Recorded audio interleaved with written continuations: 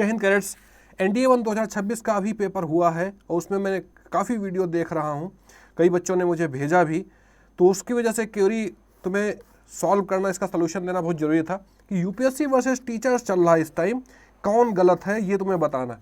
एक क्वेश्चन आया हुआ है, अभी उसका डिटेल बताऊंगा। कई टीचर्स बता रहे हैं इसका आंसर ये होना चाहिए था और बच्चे बता रहे हैं इसका आंसर ये होना चाहिए था। तो कई बच्चों ने मुझे स्क्रीनशॉट और सब लेके भेजा। मैं किसी का नाम इसमें कुछ वो सब नहीं करना चाहता। हमारा सिंपल सा इमोशन ये है कि तुम्हें एक सही बात पता चले, ठीक है। तो ये कई चैनल्स हैं यूट्यूब पे, इन्होंने इसी क्वेश्चन को आंसर बताया है कि यूपीएससी ने गलत पूछा है और उसका डिटेल्स भी बता रहे हैं। तो मोस्ट ऑफ दी टीचर ये क्वेश्चन जो 85 और 86 है, सेट ए का मैंने ले रखा है।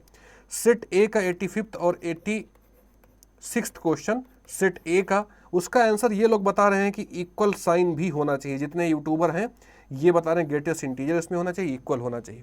देखो तुम्हें छोटी सी बात बताऊं मेरे भाई, ये इसका करेक्ट आंसर क्या होगा। ये जो प्रोविजनल आंसर की आई है उसमें यूपीएससी ने 85th क्वेश्चन को बी सोल्यूशन माना है, यानी ये वाला सोल्यूशन है, और 86th क्वेश्चन का सी ऑप्शन माना है, यानी ओपन इंटरवल माना है। इसके पीछे का लॉजिक क्या है वो तुम्हें बताता हूं। ये पीवाईक्यूज का रिपीटेड क्वेश्चन है मेरे भाई, 2019 सेकेंड पेपर का। अब ये सब इतना आरएनडी नहीं कर पाए, ये यूपीएससी ने क्वेश्चन पूछा है और इस क्वेश्चन सेम डिट्टो वही क्वेश्चन है, सेट ए का 100 क्वेश्चन है, ये 2019 पेपर सेकेंड का। इसमें दोनों क्वेश्चन एक में ही पूछ लिया। इंक्रीज इस इंटरवल में कर रहा है, डिक्रीज इस इंटरवल में कर रहा है, दोनों का सोल्यूशन पूछा है और इस बार अलग अलग क्वेश्चन पूछ लिया। तो ये कौन सा क्वेश्चन है, क्वेश्चन नंबर 100, और 100 का सोल्यूशन क्या दे रखा है, ए ऑप्शन दे रखा है, मतलब ओपन इंटरवल दोनों ही हैं।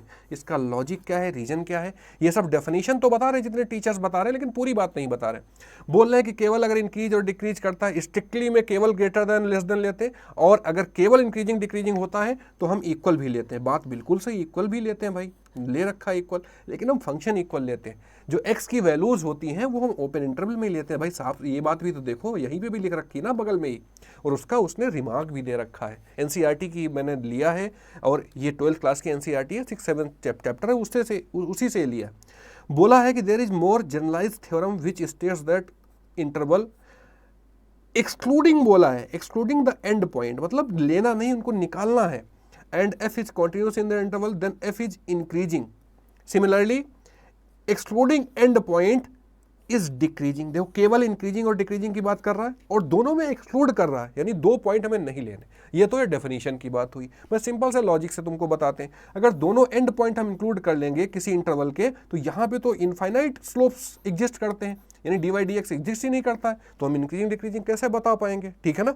तो इस वजह से हम एंड पॉइंट को एक्सक्लूड कर देते हैं। ये बात तुम्हें पता होना चाहिए, ये सिंपल सी बात है कि एंड पॉइंट नहीं लिए जाते हैं। इसी वजह से यूपीएससी ने इसका आंसर ए ऑप्शन बताया था और इसको डिलीट भी नहीं किया था, नो आइटम ड्रॉप्ड नील, ठीक है।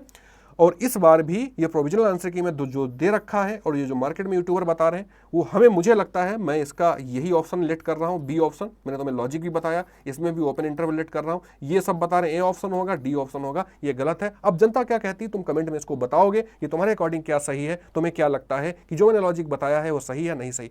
इस स्पार्टन बैच ये लॉन्च हो चुका है, इसका मैंने डिटेल भी बताया है, बहुत ही कम प्राइस में और पूरा कंप्लीट सिलेबस, सब कुछ एप्लीकेशन सारा डिटेल मैंने बताया है, देख लेना जाके। जय हिंद, जय भारत। सभी लोग कमेंट में जरूर बताना कि क्या तुम इसका सही आंसर क्या लेट कर रहे हो और तुम्हारे अकॉर्डिंग क्या होना चाहिए। जय हिंद।